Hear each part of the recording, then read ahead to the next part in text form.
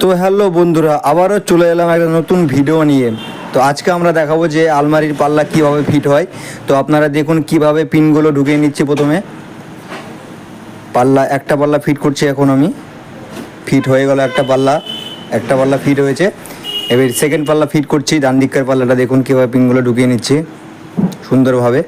তো এই কারখানার মালের ফিনিশিং খুবই ভালো। তো স্ক্রিনে নম্বরতে থাকবে, তো যোগাযোগ করুন, ফোন করুন, মালের দাম জানুন।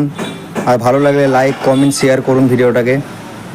দেখেন এখানকার মালের ফিনিশিং খুবই ভালো, খুব মেহনত করে ছেলেপেলেরা কাজ করে। কারখানার নাম দিশা স্টিল ফার্নিচার, নতুন গ্রাম হাই স্কুলের পাশে।